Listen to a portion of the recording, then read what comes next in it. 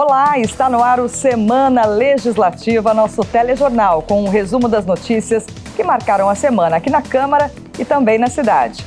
Vamos aos destaques dessa edição. Câmara Municipal aprova projeto de lei para facilitar o agendamento de consulta após a internação. A Prefeitura anunciou o encerramento do contrato com uma empresa terceirizada responsável pela operação de algumas UPAs e UBSs aqui da cidade. E um projeto de lei para humanizar o atendimento no Hospital Municipal atende pedidos de pacientes internados na UTI. Investimentos especialistas dão dicas de como fazer o dinheiro render sem correr riscos. Natal com solidariedade. Correios realizam campanha para presentear crianças carentes. Seja muito bem-vindo. Está no ar o Semana Legislativa.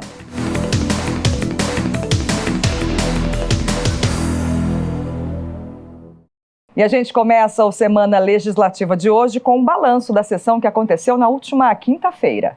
Na sessão 75, os vereadores aprovaram 11 projetos legislativos.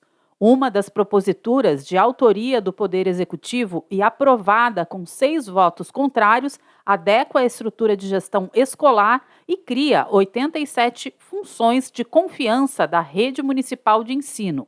O impacto estimado no orçamento de 2024 é de mais de 12 milhões de reais. Também de autoria do Poder Executivo, a LOA, Lei Orçamentária Anual, foi aprovada com um voto contrário. A receita total para o próximo ano está estimada em 4,6 bilhões de reais. Uma proposta do vereador Juvenil Silvério e mais 18 parlamentares, aprovada por unanimidade, diz respeito à regulamentação da Rede de Inclusão do Deficiente Auditivo e do Surdo, o RIDAS. Os vereadores também aprovaram a antecipação do horário da sessão da próxima quinta-feira, dia 14 de dezembro, para as 10 horas, e a realização da sessão do dia 19, logo na sequência. Também foram aprovados projetos de denominação de ruas e concessão de honrarias. A sessão completa você confere no nosso canal do YouTube. E a Prefeitura fez uma coletiva de imprensa para falar sobre o encerramento de contrato com uma empresa terceirizada responsável pela operação de algumas UPAs e UBSs aqui da cidade. A nossa equipe de jornalismo acompanhou essa reunião para entender o que motivou a decisão. Confira na reportagem. Em coletiva realizada no Paço Municipal, a Prefeitura anunciou o rompimento de contrato com a Organização Social INCS, Instituto Nacional de Ciências da Saúde, responsável por realizar a gestão de 7 unidades de saúde, entre UPAs e UBSs na cidade. O motivo do encerramento do vínculo foi devido a problemas financeiros. Segundo a Prefeitura, o pedido para antecipação do fim do contrato partiu da própria entidade. Então, essa transição vai ser importante porque a própria empresa, nos procurou pedindo para que houvesse essa antecipação, porque estão com problemas graves de saúde financeira para cumprir os nossos contratos. Então, nesse momento, a administração entra junto para garantir a assistência de forma integral, sem perda da continuidade dessa assistência. Estiveram presentes no anúncio os vereadores Juvenil Silvério, Júnior da Farmácia, Marcão da Academia, Renato Santiago, Roberto Chagas, Tomás Henrique e Zé Luiz. Os parlamentares reforçaram a importância da medida administrativa para garantir o pagamento dos funcionários e continuidade do atendimento nas unidades. Os salários e o trabalho dos servidores que hoje atuam nas unidades serão mantidos e compromissados pelo prefeito Anderson Farias, ou seja, tudo aquilo que é para o bom atendimento do cidadão e também aquilo que é garantia de direitos dos trabalhadores, a Prefeitura vai manter com a palavra aqui do nosso prefeito Anderson Farias. Nós temos que zelar agora para que o munícipe não pague sem o atendimento e que esses funcionários sejam atendidos da melhor maneira possível. Nesse ponto, a Câmara Municipal fará todo o possível, todo o seu serviço de investigação também, para que tudo isso aconteça da melhor maneira possível. Nos próximos 10 dias, 3 editais de chamamento serão abertos pela Prefeitura para a contratação de uma nova empresa.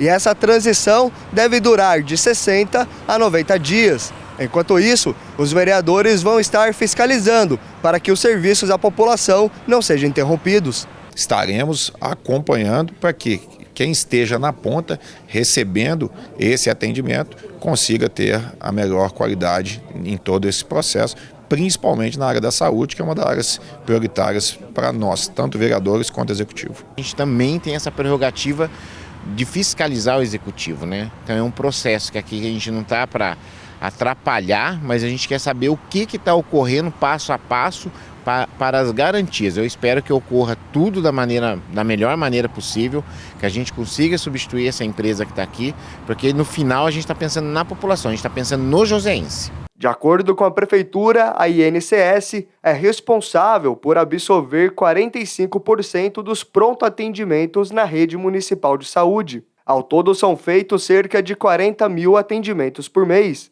Durante esse período de transição, entre a rescisão e contratação de uma nova administradora, o poder público irá assumir a gestão das unidades.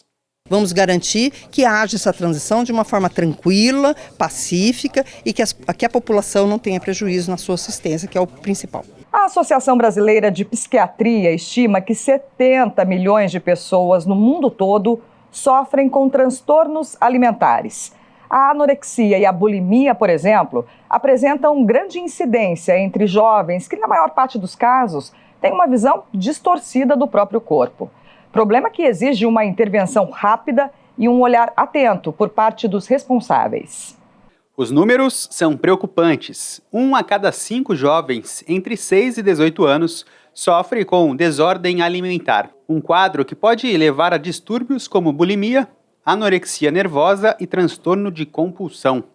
Os dados são de um estudo global que avaliou mais de 63 mil crianças em 16 países, incluindo o Brasil.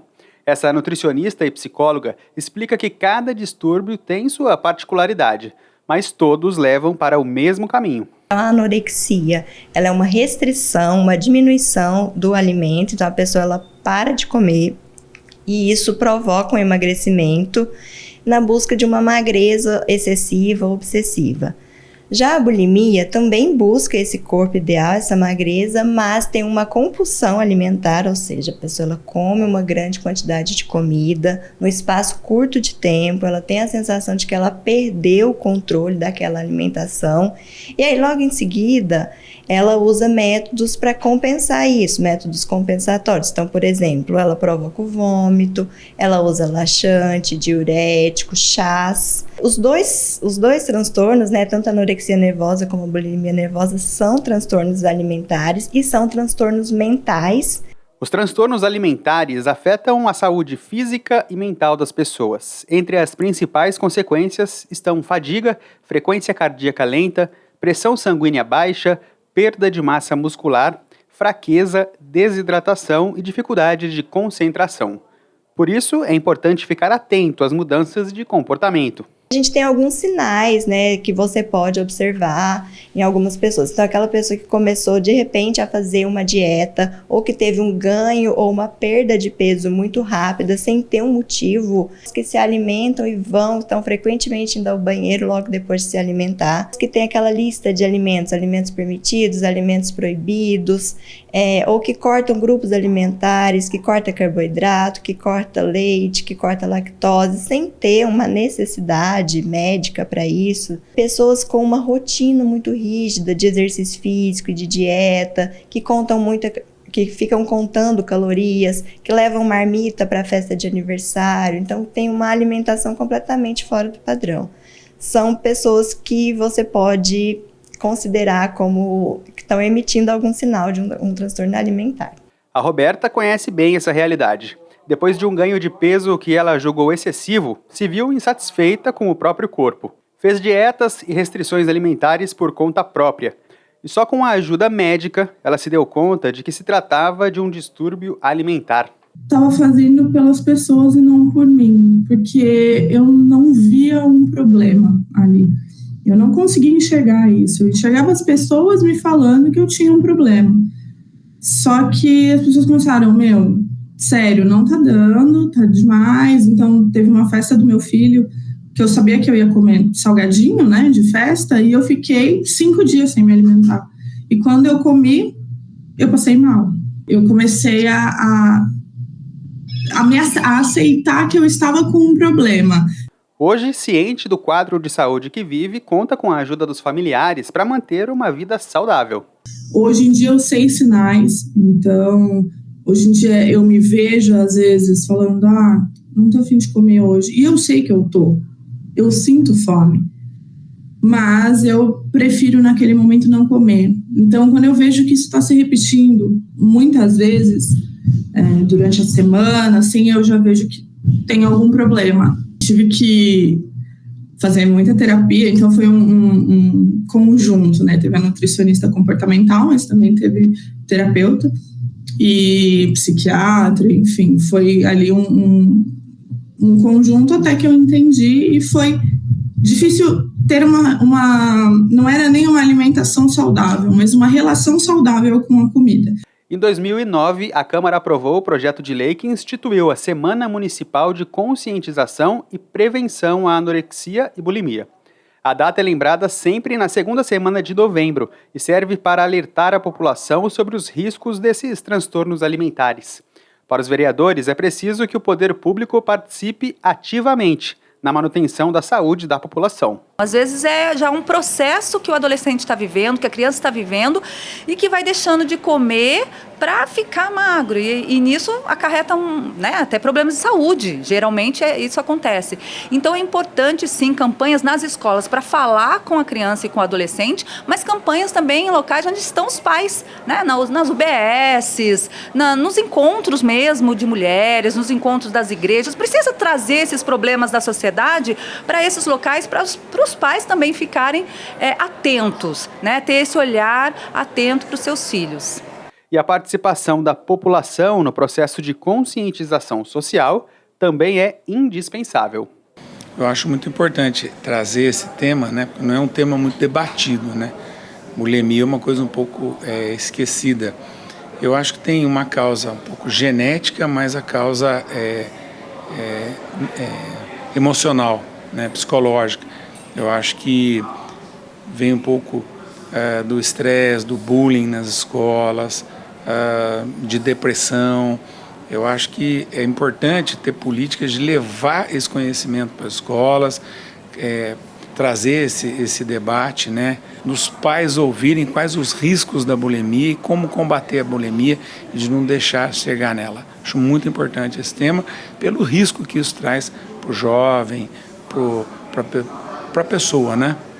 Vamos falar um pouquinho aqui da Câmara Municipal. Durante a sessão solene realizada na casa, o mestre Luiz Carlos, professor de jiu-jitsu e que já atuou em diversos projetos sociais na nossa cidade, foi homenageado. A honraria foi proposta pelo vereador Rogério da Acazem. Ninguém é melhor que ninguém. Essa frase motivacional tão conhecida também é uma das muitas lições do jiu-jitsu, uma arte marcial desenvolvida lá no Japão e que ganhou tatames e discípulos por todo o mundo. Um deles é o mestre Careca, homenageado numa cerimônia solene que aconteceu no plenário da Câmara Municipal de São José dos Campos. Na ocasião, familiares, amigos e autoridades, como o vereador Rogério da Acazem e a secretária de Esporte e Qualidade de Vida da cidade, Kátia Machado, estiveram presentes para conceder ao mestre o título de cidadão joseense. Durante a cerimônia, diversos depoimentos relembraram a trajetória de Luiz Carlos Dagmar, que escolheu São José para morar lá em 1998. Dormindo em tatame, passando dificuldade para poder depois trazer a família, as filhas, a esposa. E essa honraria toda que o senhor está recebendo hoje é muito merecido. E nós, como alunos, só temos que te agradecer. E entre uma palavra e outra, a cantora Sara Regina interpretou algumas canções. É saber se sentir infinito, no universo tão vasto e bonito, é saber sonhar. Mestre Careca, em poucas palavras, resumiu sua felicidade, mas disse que ficou surpreso com a honraria. Eu nem esperava, né? Tá entendendo? Quando eu cheguei aqui, né, eu falei, eu pensei que era outra coisa. Tá entendendo? Tá? Mas eu fiquei achei muito gostoso ficar aí com eles ali. Rogério da Acasem ressaltou a quantidade de vidas transformadas por meio dessa arte e também da ação do mestre. E o mestre Careca tem uma parte muito forte, que é a parte social. Ele atende várias escolinhas, várias entidades através do jiu-jitsu. Inclusive, na entidade social em que eu presidi por 14 anos, a Acasem, nós temos uma parceria com o mestre Careca. E eu pude contemplar, pude assim ver de perto o quanto o jiu-jitsu ele é poderoso, o quanto ele pode transformar e mudar vidas de crianças, que de repente estavam numa situação difícil, se envolvendo com coisas erradas e através do jiu-jitsu se encontrou e teve a sua vida transformada. A secretária de Esporte e Qualidade de Vida, Kátia Machado, rasgou elogios ao mestre Careca pelo trabalho social que ele desenvolve por aqui.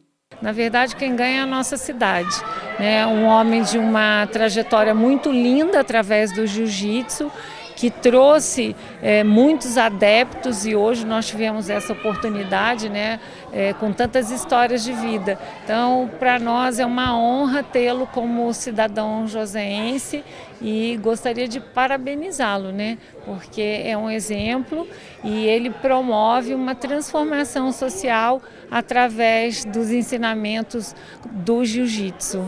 E a Comissão de Cultura e Esporte fez uma reunião aqui na Câmara para debater sobre uma possível irregularidade na eleição do Conselho Tutelar desse ano. O grupo ainda deve levantar mais informações sobre o caso. Vereadores da Comissão de Cultura e Esporte da Câmara Municipal se reuniram para debater sobre possíveis irregularidades apontadas na eleição do Conselho Tutelar deste ano.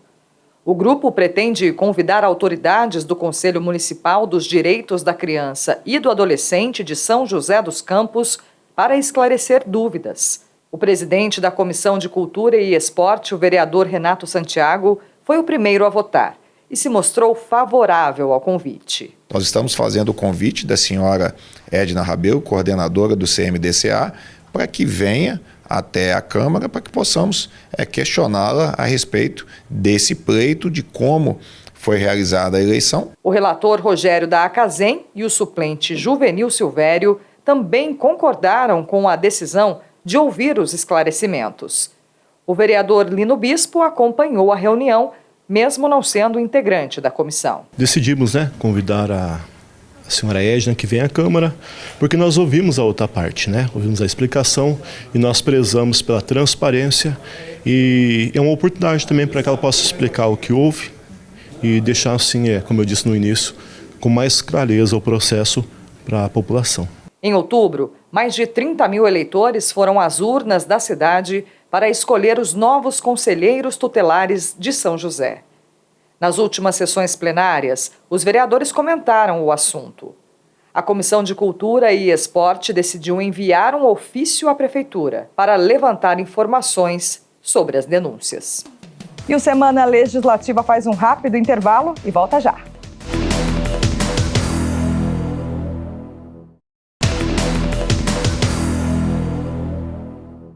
Voltamos com Semana Legislativa.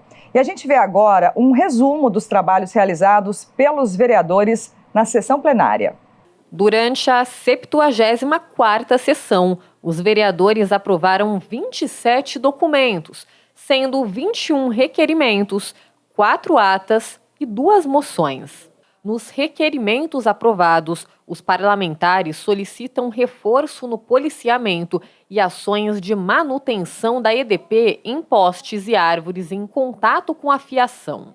Outros requerimentos parabenizam atletas pela conquista de medalhas nos Jogos Parapan-Americanos e pedem informações à Procuradoria de Justiça e à Polícia Federal sobre as investigações envolvendo a organização Instituto Nacional de Ciência da Saúde. Na tribuna, a rescisão do contrato da Prefeitura com o INCS e o anúncio de novos editais de contratação para a gestão dessas unidades foi um dos assuntos mais comentados. Os vereadores também comentaram sobre um projeto de lei complementar em tramitação que cria 87 novos cargos de confiança voltados para a área da educação. Outros temas abordados foram mau cheiro vindo do esgoto, falta de sinalização em frente a uma escola e providências em preparação para as chuvas de verão.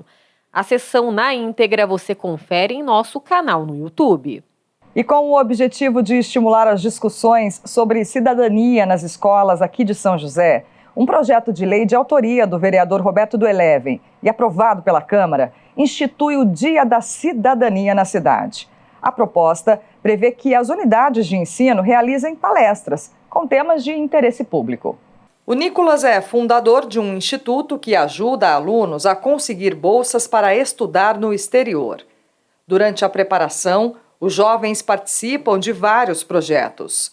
Um deles é o Sementes do Futuro, uma iniciativa onde são ensinadas práticas de agricultura familiar. Na fazenda, os estudantes realizam todo o processo, da preparação da terra à colheita, e os produtos são doados para instituições e comunidades carentes. O projeto nasceu aqui em São José dos Campos com a ideia de diminuir o impacto negativo ambiental e através da agricultura orgânica familiar.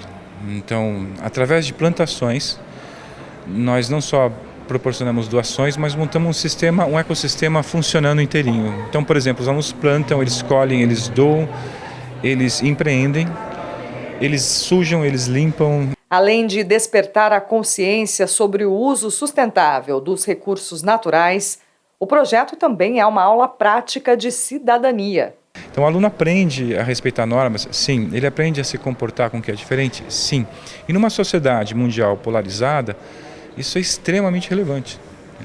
O aluno precisa estar fora do país e dentro do país pensando que o outro, embora diferente, faz parte do mesmo mundo e do mesmo planeta que ele vive. Esse professor de História afirma que conhecer os direitos e deveres é essencial para que uma sociedade possa se desenvolver e alcançar justiça social. Quando a gente está falando de cidadania, né, como a gente já disse antes, a gente está falando de direitos e deveres, né? E a gente está falando de uma sociedade onde os direitos existem, obviamente, mas eles estão constantemente evoluindo. Hoje, por exemplo, a gente fala de direito à natureza.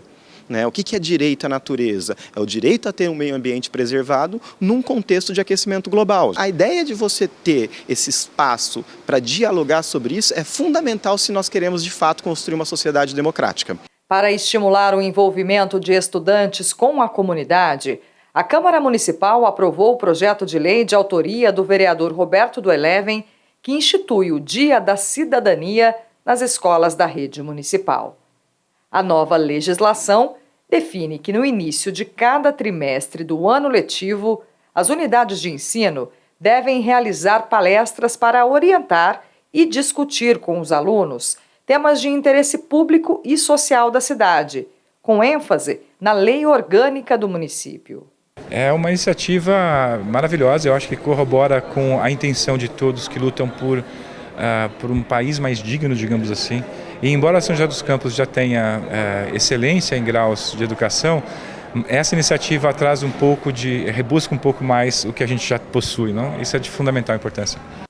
Na justificativa da matéria, o vereador Roberto do Eleven afirma que a lei orgânica será distribuída nas escolas para que as crianças possam aprender como funciona esse instrumento que disciplina, por exemplo, a relação entre os poderes executivo, legislativo e judiciário.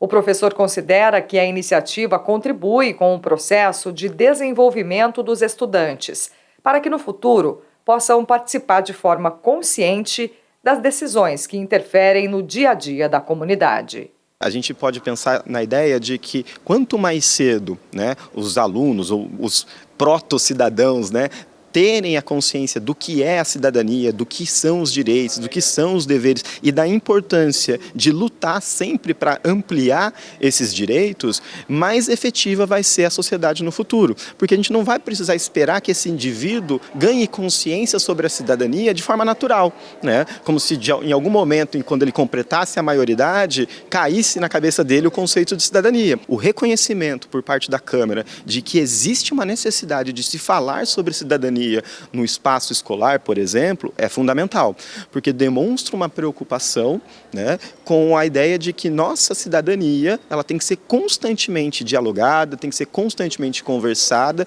para que nós tenhamos sempre cidadãos autônomos e conscientes do seu papel. Vamos falar agora sobre investimentos? Pois é, muita gente recebeu, né, a primeira parcela do 13º salário.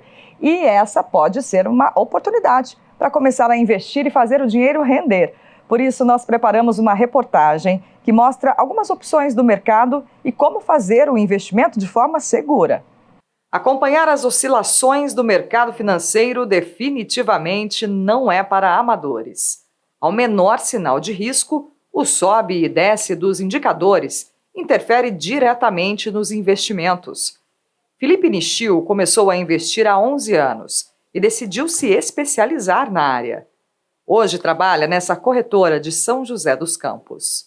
Eu cheguei a fazer alguns cursos sobre renda variável, né, que é algo que eu gosto muito. Depois eu fiz alguns cursos sobre derivativos. Hoje é minha paixão, né, mexer com derivativos. E depois entender melhor a renda fixa, por mais simples que pareça ser, é algo bem complexo. E dá para ganhar bastante dinheiro também com a renda fixa, sem correr muito risco da renda variável. Apesar de não ser uma tarefa simples, algumas modalidades são acessíveis a qualquer pessoa. E o brasileiro tem buscado cada vez mais investimentos que garantam rentabilidade. Um levantamento da Anbina, a Associação Brasileira das Entidades dos Mercados Financeiro e de Capitais, aponta que em 2021, os investidores somavam 31% da população do país. Índice que saltou para 36% no ano seguinte, o que representa um incremento de 8 milhões de pessoas. Para o assessor de investimentos, os dados são resultado do acesso à informação. Como está muito fácil esse acesso a essa informação, muitos vêm até bater aqui na porta do escritório, né? Já aconteceu, também de ligações, né? Perguntando como que funciona hoje a atuação do assessor, como que a pessoa faz para investir. Então, esse acesso à informação tem facilitado muito isso, tá? E aumentado muito a procura, consequentemente, né? Mesmo ainda não sendo uma realidade para a maioria da população, guardar parte do orçamento é um caminho seguro para alcançar a liberdade financeira. Reservar o 13º salário pode ser uma oportunidade para começar. Esse economista esclarece que antes é preciso buscar informações sobre o tipo de investimento mais adequado para cada perfil. Isso depende, por exemplo, da questão do valor, quanto que você tem para investir. Outro aspecto importante, quanto tempo que você pode deixar esse dinheiro sem tirar esse dinheiro. Então, são dois aspectos importantes. Outra coisa, depende também da pessoa, né? O perfil que cada um tem. Então, tem gente que gosta de correr risco, que não tem problema nenhum. Tem outro que não, tem outro que é conservador, o cara, né, tem medo, e tem outro que é moderado. Então, esse perfil também vai determinar o tipo de investimento que a pessoa pode fazer. Após identificar o perfil, o investidor pode optar por títulos de renda fixa, cuja remuneração e o prazo para resgate são definidos no momento da aplicação, ou ainda por ativos de renda variável. Nesse caso, não é possível saber se haverá ganhos ou perdas. Por isso, o assessor orienta a começar com ativos de renda fixa. Uma alternativa é o Tesouro Direto, título público do governo federal, que rende mais do que a poupança e é considerado de baixo risco. É uma renda fixa que o governo oferece, né? Na verdade, você empresta o seu dinheiro para o governo e para isso ele promete uma taxa para você de retorno, tá? É como se você estivesse emprestando dinheiro hoje para o governo. É um excelente ativo, né? Traz uma segurança soberana, então o risco é muito baixo, né? Independente do tipo de investimento escolhido, o economista Laureano Rosa afirma que o importante é organizar as finanças e fazer uma reserva para garantir mais tranquilidade no futuro. Ele ensina uma fórmula para dividir o orçamento. 60%, 15% e 25%. 60% do meu salário líquido eu uso para aqueles gastos essenciais para a sobrevivência. a alimentação, água, luz, transporte, então 60%. 25% eu uso para lazer, para, né, ir para uma academia, tudo. Exato, você ir no barzinho, aquelas coisas todas. E 15% é aquele sagrado que eu todo mês coloco no investimento. Para a Câmara Municipal, políticas públicas que trabalhem a educação financeira são indispensáveis para que a população evite o endividamento e consiga poupar. A pessoa saber fazer as suas finanças pessoais, ela vai entender um pouco melhor o que é uma finança pública, por exemplo. Segundo, porque hoje nós estamos vivendo uma febre de produtos, de investimentos. Então a pessoa precisa conhecer o que é viável, o que é real e o que é ilusão. Então, dentro dessa ótica, as pessoas tendo um conhecimento anterior, ela não vai cair principalmente em golpe. E esse mês tem uma campanha de conscientização importante, o Dezembro Vermelho, voltado para a prevenção do HIV e AIDS. Falar sobre esse tema ainda continua sendo um tabu aqui no país, né, para muita gente. Mas a melhor prevenção é justamente a informação. Era muito dolorido naquela época, a gente vê as pessoas se afastarem, se isolarem de você, até mesmo familiares, pessoas tão próximas, se afastando de você por essa questão. Era o isolamento, era muito triste, era muito doloroso, mas eu sempre fui de enfrentar muito tudo. Esse é o relato da Kika, de 63 anos e que há 24 vive com HIV. Em mais de 2 décadas, algumas coisas mudaram. De 56 comprimidos por dia, hoje ela toma apenas 1, mas não se esquece daquele período difícil e do fatídico dia da descoberta. Eu comecei a desenvolver uma tosse muito intensa, e eu ia no Hospital da Vila, no pronto-socorro, fazia raio-x, o médico falava para mim que era alérgica. Eu fui emagrecendo muito, eu fui me debilitando muito, fui enfraquecendo muito.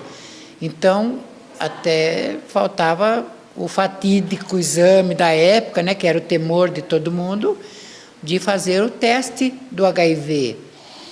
Acabei indo procurar o teste e aí realmente deu um positivo. Já tem mais de 40 anos que a primeira transmissão do HIV foi identificada aqui no Brasil. De lá para cá tivemos muitos avanços da ciência e se lá atrás pessoas privadas de liberdade, profissionais do sexo e usuários de drogas eram tidos como grupos de risco, hoje já não se utiliza esse termo porque é preconceituoso. A realidade é que o vírus está cada vez mais democrático. No combate ao HIV, a informação é uma ferramenta primordial e, anualmente, no último mês do ano, é realizada a campanha Dezembro Vermelho, com o objetivo de chamar a atenção para o HIV e demais infecções sexualmente transmissíveis. Nós já começamos, a partir do dia 1º de dezembro, com várias ações que, na verdade, são intensificação daquilo que já se faz ao longo do ano. Então, a campanha Fique Sabendo, ela já existe há vários anos e o objetivo principal é fomentar que as pessoas venham fazer o teste de HIV e de sífilis, principalmente. A gente tem uma intensificação das testagens nas UBSs.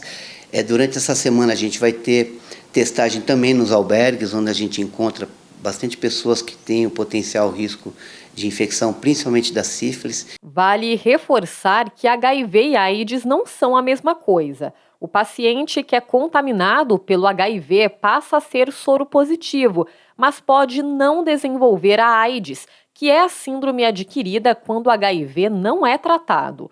Com o tempo, as formas de prevenção também evoluíram e vão além da camisinha, como explica esse médico infectologista. Então, o preservativo é um método de barreira, ele é altamente eficaz.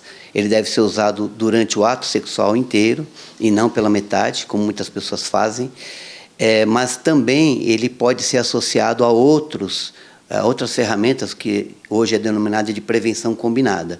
O que seria isso? Então, a pessoa vai usar camisinha, mas ela pode tomar PrEP, que é um medicamento para aquelas pessoas que têm maior risco, que tem uma multiplicidade de parcerias ou que acaba tendo dificuldade de usar a camisinha. Então, usar a PrEP é uma maneira, caso ela venha ter contato com o vírus, ela não seja infectada. Além do mais, tem as vacinas, né? Hepatite B, hepatite A, a vacina contra o HPV. Por quê? Porque essas ISTs, elas entram como cofator que facilitam a entrada do vírus no organismo. E outro método de prevenção é a PEP, profilaxia pós-exposição, que deve ser utilizada após alguma situação de risco, incluindo violência sexual, até 72 horas após o ato. E São José dos Campos tem conseguido diminuir os casos. Em 2022, entre janeiro e novembro, foram 94 casos confirmados de HIV, contra 75 em 2023, nesse mesmo período. Nos casos de AIDS, foram 86 em 2022 e 64 neste ano, também de janeiro a novembro.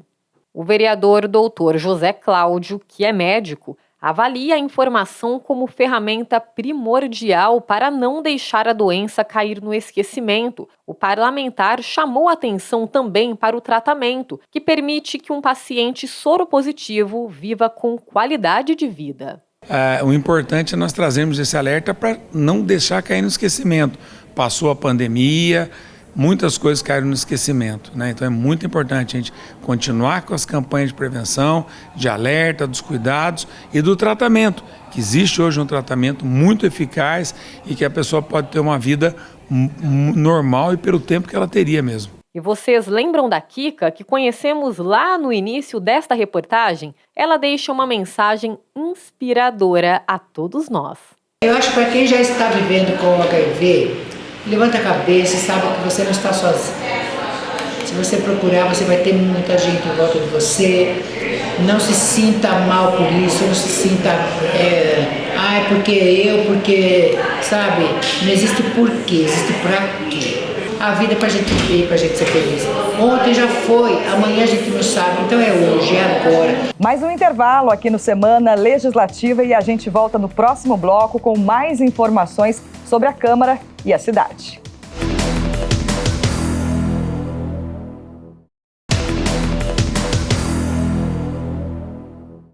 Voltamos com o Semana Legislativa. E olha, durante sessão solene realizada na Câmara Municipal, o líder comunitário Davi Moraes recebeu o título de cidadão joseense.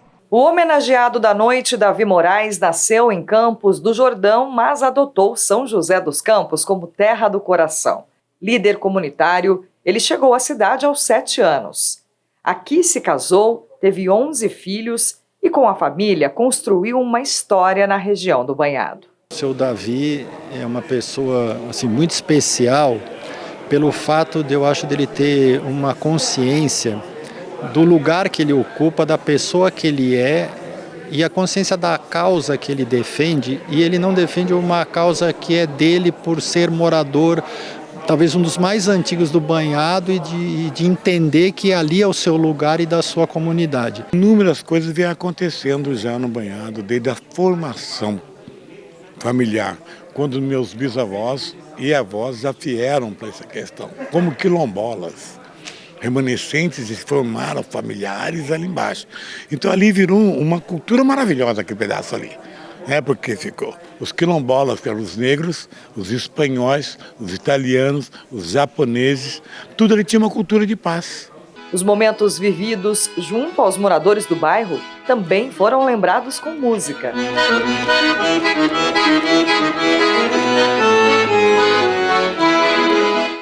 Em São José dos Campos, ele trabalhou como pedreiro e ajudou a construir escolas.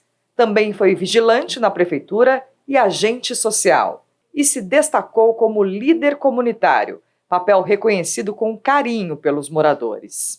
Durante sessão solene realizada na Câmara, a vereadora Amélia Naomi entregou a Davi Moraes o título de cidadão joseense, em reconhecimento às contribuições dele para a cidade. É um líder comunitário de uma comunidade importante, que é o Banhado. Eu acho que nós temos que registrar as personalidades.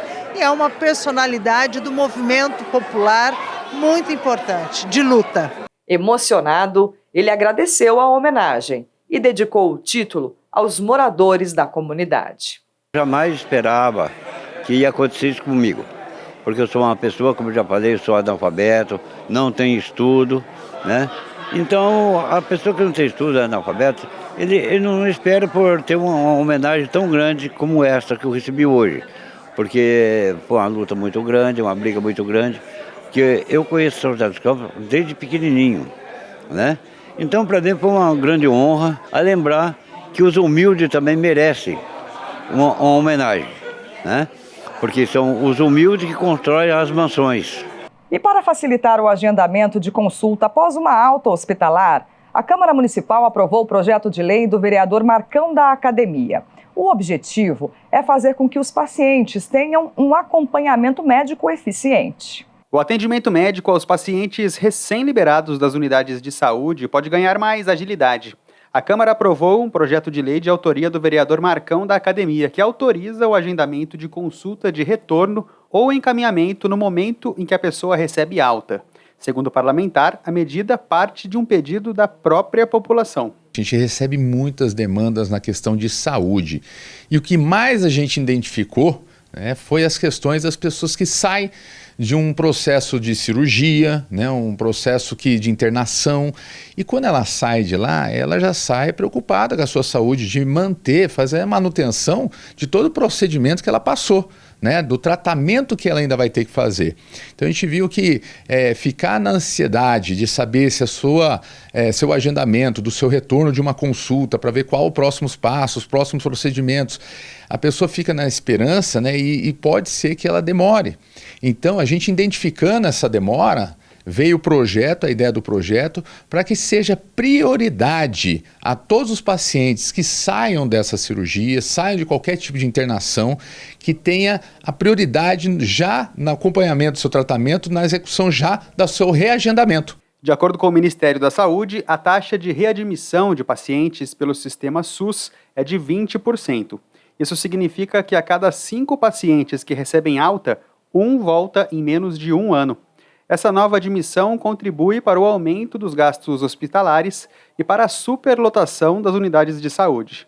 Por isso, o vereador reforça a necessidade de acompanhamento dos pacientes. Então, a partir desse retorno, o médico já vai fazer a avaliação e dos próximos procedimentos. Se é questão de medicamentos, se é de reabilitação ou de continuidade de um processo que vai ter, aí sim a consulta médica vai direcioná-lo. Então a nossa ideia foi realmente dar prioridade ao paciente pós-cirúrgico. A prática, que já é comum na rede pública de saúde, agora passa a ter força de lei. O diretor do Hospital Municipal explica que o tratamento não acaba quando o paciente recebe alta.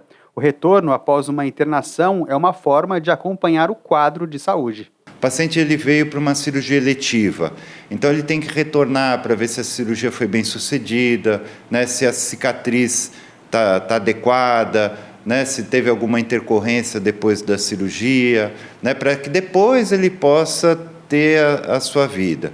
Ele internou por um problema de saúde, né, um acidente vascular cerebral, um infarto. É importante que ele retorne depois da alta, né, para a gente saber como que ele evoluiu na sua casa, se ele está fazendo o tratamento adequado, e não só o retorno no hospital, né? A gente faz uma consulta no hospital e também na unidade básica de saúde. Segundo o vereador Marcão da Academia, a implantação do projeto já é conversada para que em breve esteja em funcionamento em toda a cidade. Esse projeto a gente já vem construindo junto à Secretaria de Saúde, entendendo, claro, sua logística, né? Porque a gente sabe que a mexida ela afeta os outros setores. Então, como que a gente pode fazer com que isso ajude o paciente que tenha prioridade, o que mais precisa ali, aqueles que também estão esperando a sua agenda e que não acumule. Ainda falando sobre saúde, para humanizar o atendimento no Hospital Municipal aqui de São José, os enfermeiros colocaram em prática um novo projeto.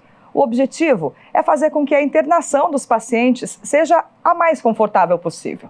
Por isso, os profissionais atendem pedidos como ouvir música, comer uma refeição diferente ou celebrar uma data especial. Veja como funciona na reportagem. O seu José só queria uma coisa: ficar por dentro das últimas notícias do esporte. Diante de um quadro de saúde grave e sem saber quando sairia da UTI, acompanhar a agenda esportiva foi uma experiência inesperada para ele. O esporte minimiza a dor da gente. Um pouco da tensão da gente aqui na cama, aqui, né?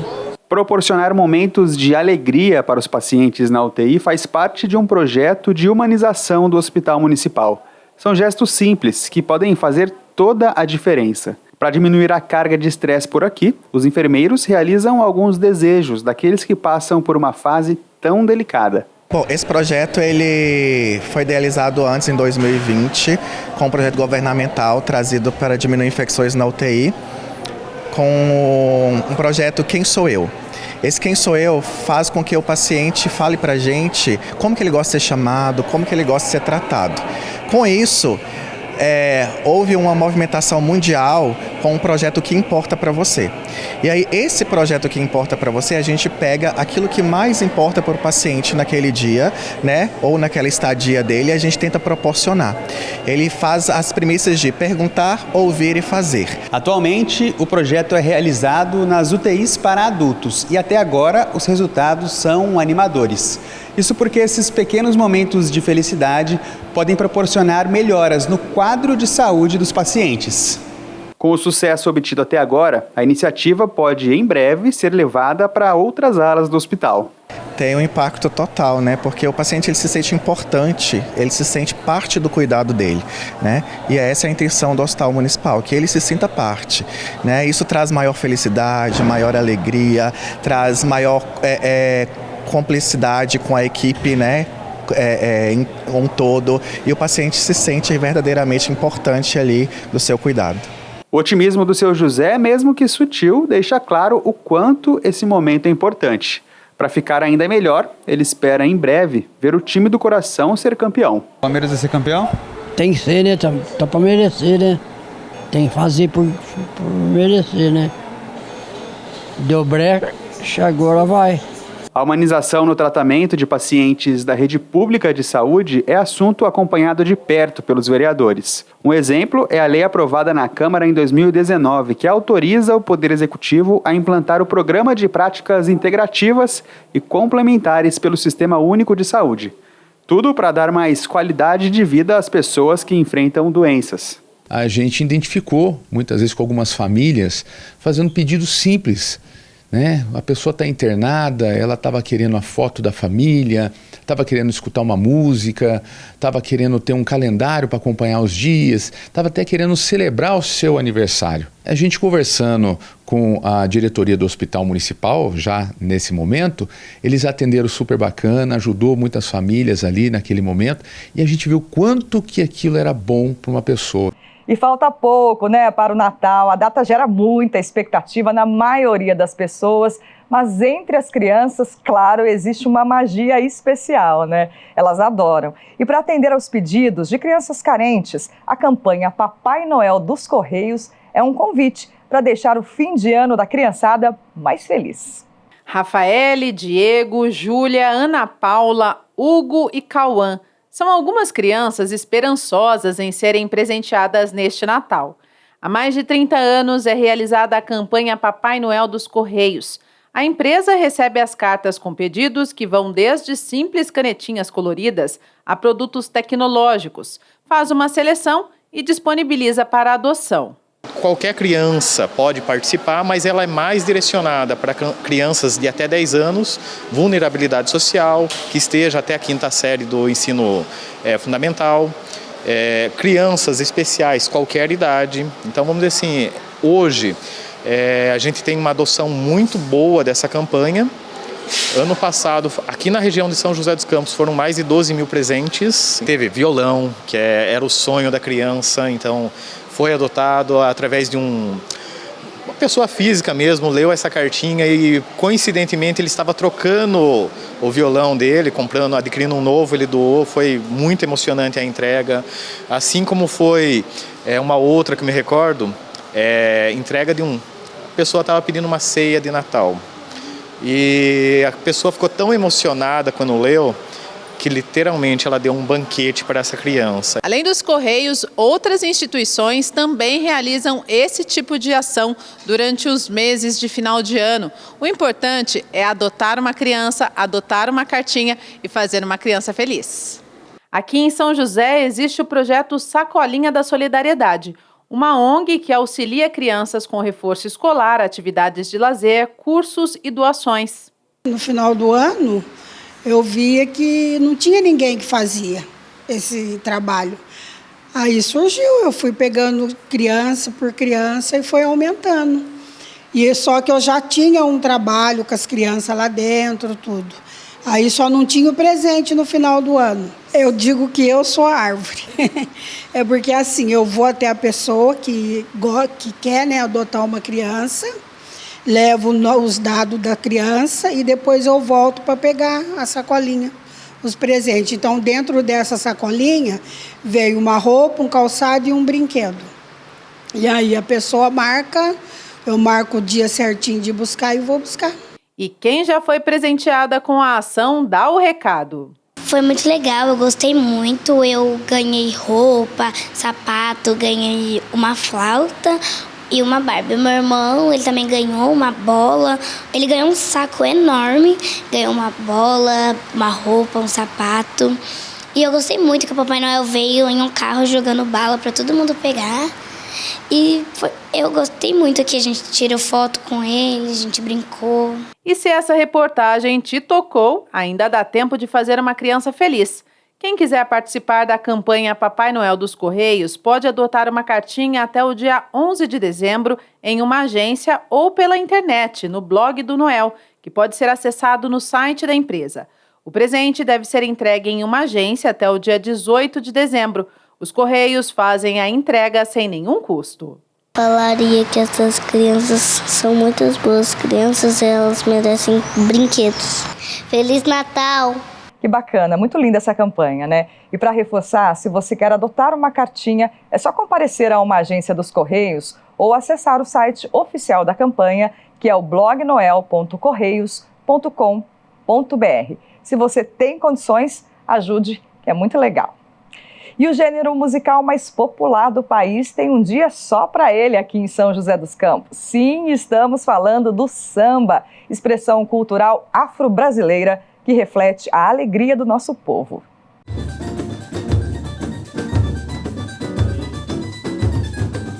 O samba é um dos ritmos mais brasileirinhos que existem. Quando entram um cavaco, repique, pandeiro e o tantã, mexem com o corpo e o coração.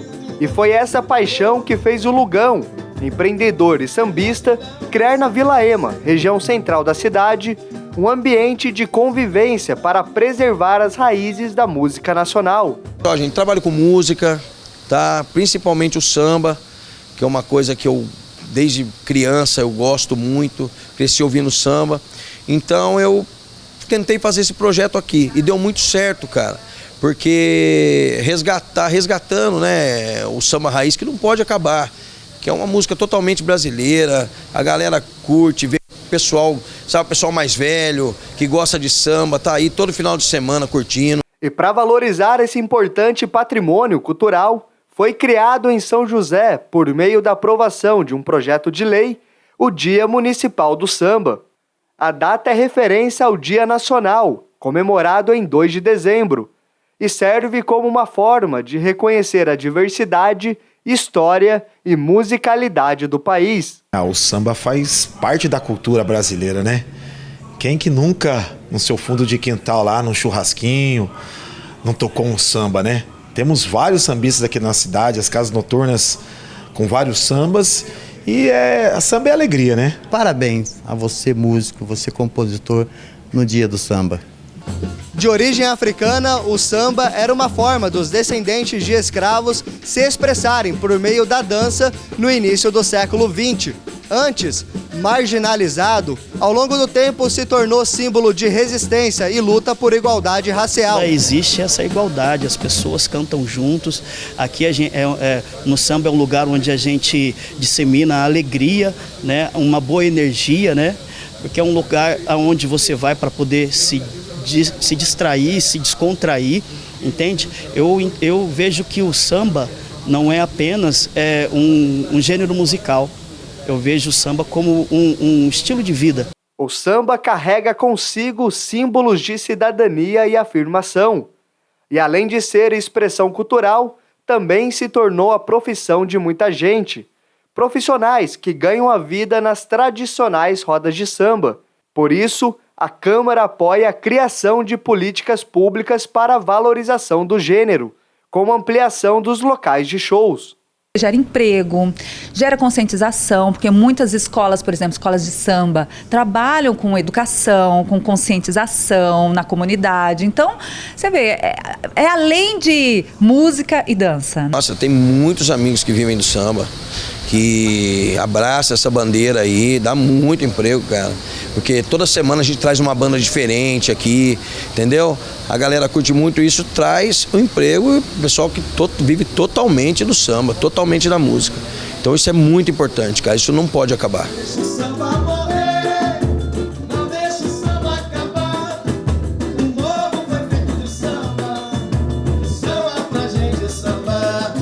Essa música é um clássico nacional. Foi gravada pela primeira vez em 1975 pela Alcione. E desde então tem ganhado os corações dos brasileiros, que além de não deixarem o samba morrer, sempre fazem o show continuar. Para os músicos, o samba sempre vai permanecer vivo, como uma forma de respeitar o legado de Bete Carvalho, Benito de Paula, Arlindo Cruz, Zeca Pagodinho e tantos outros que abriram os caminhos para o desenvolvimento do gênero.